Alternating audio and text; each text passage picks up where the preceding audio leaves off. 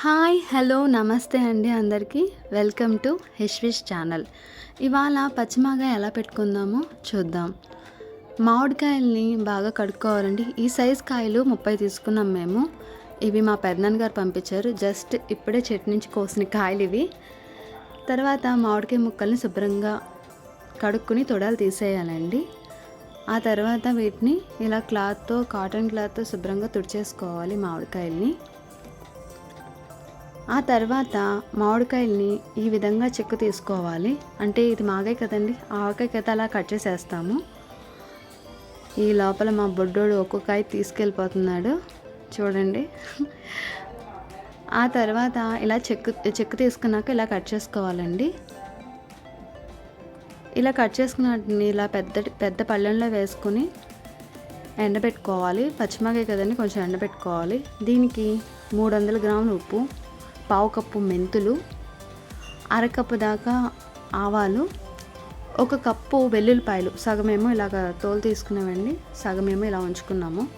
ఆ తర్వాత ఇవన్నీ ఎండలో పెట్టుకున్నాము ఒకసారి. ఇప్పుడు ఈ పావు కప్పు మెంతులు తీసుకున్నాం కదండి, ఈ మెంతుల్ని దోరగా వేయించుకోవాలి. దోరగా వేయించుకుని పక్కన ఉంచుకోండి. ఆ తర్వాత వెల్లుల్లిపాయల్ని బాగా దంచుకోవాలి. ఇప్పుడు వేయించుకున్న మెంతులు ఉన్నాయి కదండి, వీటిని మిక్సీ పెట్టుకోవాలి. బాగా మెత్తగా పిండిలాగా ఇలా ఈ విధంగా మెత్తగా పట్టుకోవాలండి.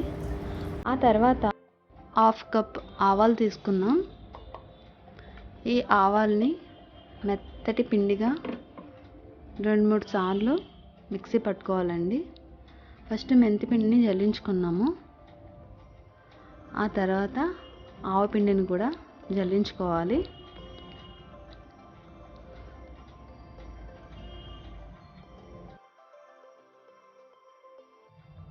ఇంకా రెడీ అయిపోయిందండి. ఇంకా కలుపుకోవడమే ఆలస్యం. మెంతులు, వెల్లిపాయ గుడ్లు, కారం, మెంతి ఆవపిండి, ఉప్పు, ఇందాక వెల్లుల్లిపాయలు దంచుకున్నాం కదండి, ఇప్పుడు ముందరగా దంచిన వెల్లుల్లిపాయలు వేసుకోవాలి ఇందులో. అదిగోండి అలాగా వెల్లుల్లిపాయలు. ఆ తర్వాత మెంతిపిండి, ఆవపిండి చూసుకుని మళ్ళీ కలుపుకుందామండి. కొంచెంగా వేశారు, బాగా కలుపుకోవాలి. ఆ తర్వాత కొంచెం మెంతులు, తర్వాత కారం వచ్చి చెప్పాను కదండి, 400 గ్రామ్స్ కారం తీసుకున్నాం మేము. ఈ మామిడికాయలు 30 మామిడికాయలకి 400 గ్రామ్స్ పట్టింది మాకు. దానికి బాగా కలుపుకోవాలండి.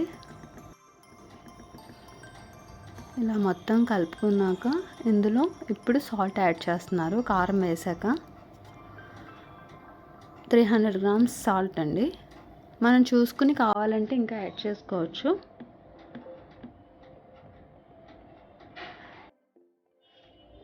తర్వాత వెల్లుల్లిపాయలు వేసుకున్నారండి. వెల్లుల్లిపాయలు తోలు తీసేసి వేసుకున్నారు. ఇందాక ఒక సగం వెల్లుల్లిపాయలు కచ్చపచ్చ కొట్టేసి వేశారు కదండి, దానివల్ల టేస్ట్ చాలా బాగుంటుందంట. ఇంకా ఆయిల్ వేసి కలిపాక అసలు స్మెల్ వస్తుందంటే అసలు అల్టిమేట్ అనమాట. అంత బాగా వస్తుంది వాసన, చాలా బాగుంది. మొత్తం ఇలా కలిపేసుకొని కారం, ఉప్పు, మెంతిపిండి, ఆవపిండి, వెల్లుల్లిపాయలు, నువ్వుల నూనె, 1/2 లీటర్ నువ్వుల నూనె వేసుకున్నామండి దీనికి. ఇప్పుడు కలుపుకొని 3 రోజులు ఉంచుకున్న తర్వాత మనం ఉప్పు ఏమైనా సరిపోకపోతే వేసి నూనె వేసి మళ్ళీ కలుపుకోవాలంట. ఇది ఇలా అంతా కలిపేసుకున్నాక ఇలాగ డబ్బాలో తీసేసుకున్నామండి.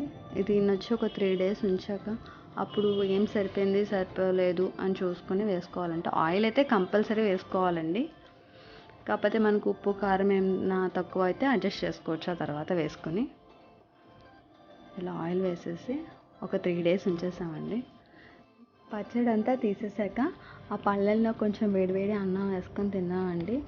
అసలు చాలా బాగుంది. హెచ్వికి అయితే కొంచెం కారంగా అనిపించింది. ఆ తర్వాత 3వ రోజు పచ్చడిని టేస్ట్ చేసాము. కొంచెం ఉప్పు తక్కువగా అనిపించింది.